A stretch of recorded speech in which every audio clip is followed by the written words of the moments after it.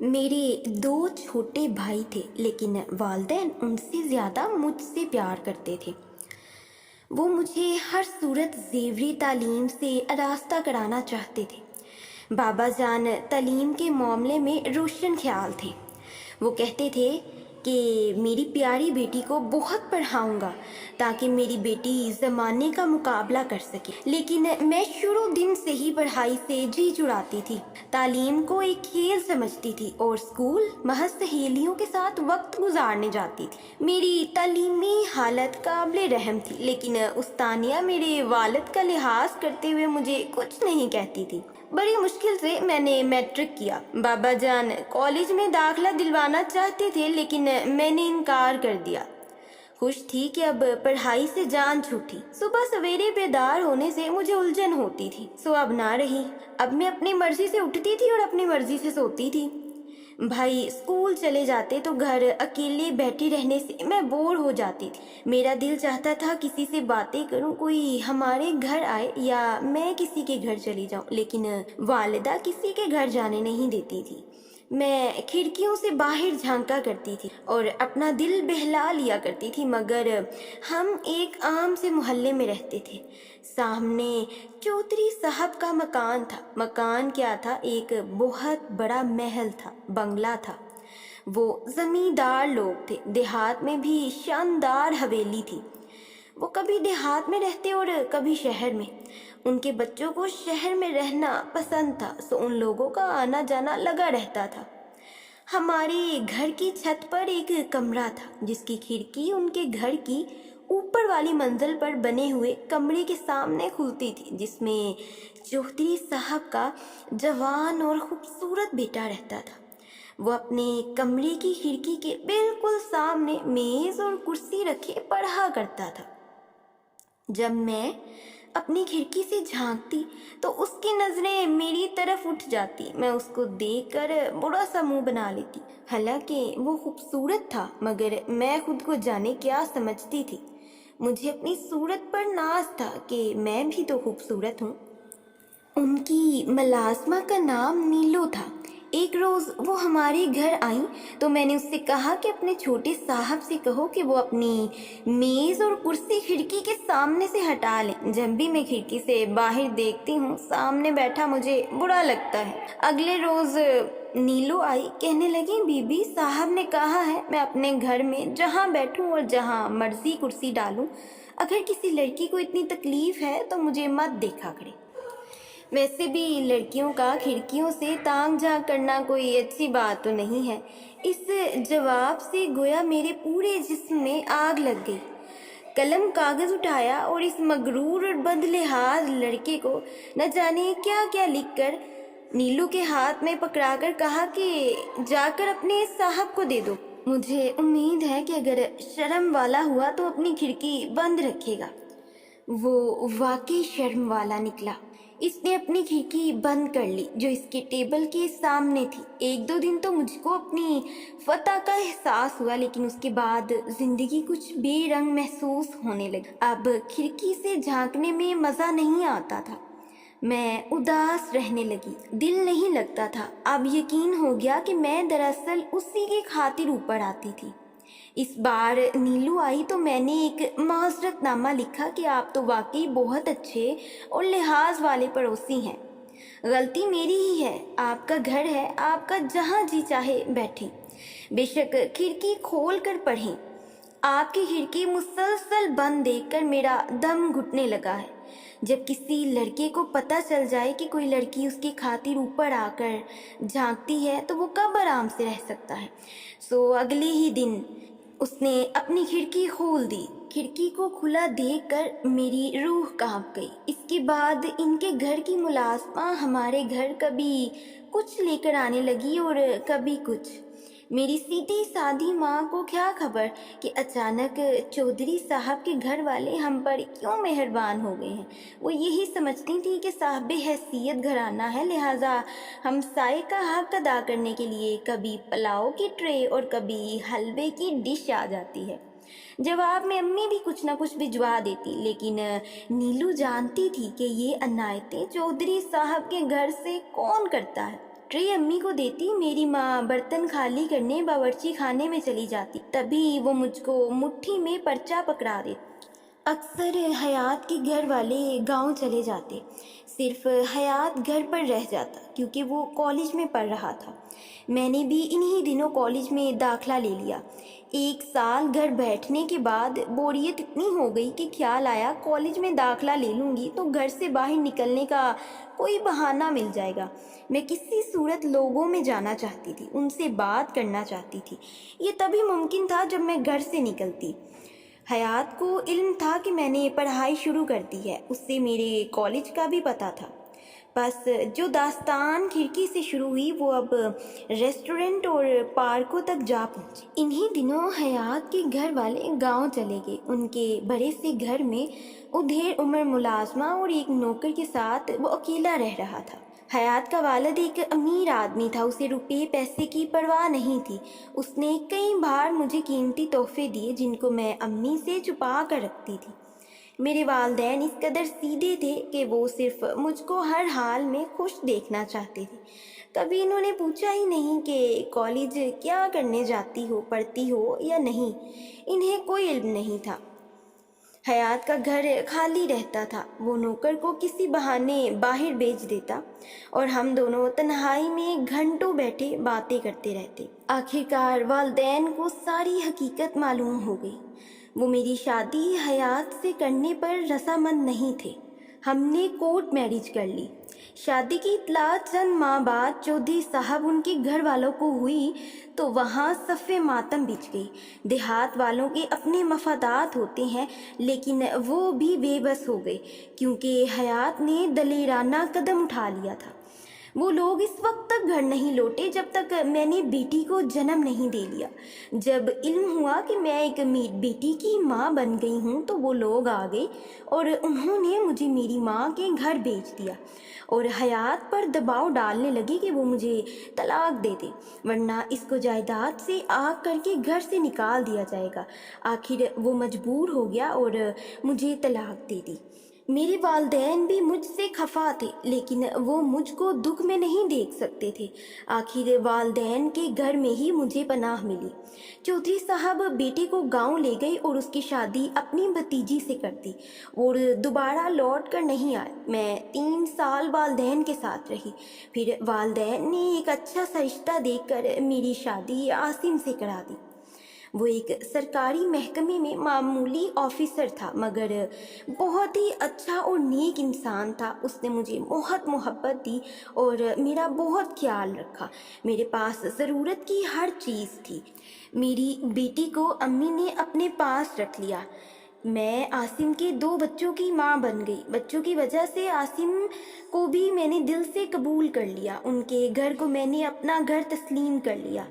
بیٹی کی کمی ضرور محسوس ہوتی تھی کیونکہ وہ کبھی امی کے پاس اور کبھی میرے پاس ہوتی تھی۔ اب وہ بڑی ہو گئی تھی، اسکول جاتی تھی۔ اسے علم تھا کہ عاصم اس کا سوتیلا باپ ہے، مگر عاصم نے کبھی اپنے بچوں اور اس میں فرق نہیں کیا تھا۔ کافی عرصے تک مجھے حیات کے بارے میں علم نہ ہو سکا اور نہ ہی والدین نے کبھی کچھ بتایا۔ حیات نے تعلیم مکمل کر لی اور آفیسر لگ گیا۔ اتفاق سے اس کا تبادلہ اسی جگہ ہوا جہاں ہم رہتے تھے۔ ایک دن کسی نے اسے بتایا کہ تمہاری بچی بڑی ہو گئی ہے اور فلاں اسکول میں پڑھتی ہے۔ اسے بچی کی محبت نے کھینچا۔ امی اسے لینے اسکول گئی تھی۔ امی کو اس نے سلام کیا اور بچی کی خیریت پوچھنے لگا تو انہوں نے اخلاقاً ٹھیک جواب دیا۔ وہ اسکول میں حیات کو کچھ نہیں کہہ سکتی تھی کیونکہ وہ ان کی نواسی کا باپ تھا۔ حیات کی ہمت بڑھی، اس نے بیٹی کو پیار کیا اور وقتاً فوقتاً اپنی بیٹی سے ملنے میری امی کے گھر چلا جاتا۔ ایک دن جب میں امی سے ملنے گئی تو حیات بھی اس وقت بیٹی فریحہ سے ملنے آ گیا۔ وہ اپنی بیٹی کے لیے کپڑے اور کچھ تحفے لایا تھا۔ امی کے گھر میرا حیات سے اتفاقاً سامنا ہو گیا تو میں اسے دیکھ کر حیران رہ گئی۔ وہ پہلے سے زیادہ اسمارٹ اور حسین ہو گیا تھا۔ मुझे देखकर इसकी आंखों में आंसू आ गए। मैं भी उदास हो गई। माजी की यादों ने हम दोनों को घेर लिया। मुद्दत बाद एक दूसरे को देखकर वो चिंगारी फिर से सुलग उठी जो बरसों पहले दब गई थी। अब उसने मुझसे अपनी बेटी के जरिए राब्ता कर लिया। पहले फ़ोन किया, फिर मिलने को इसरार करने लगा।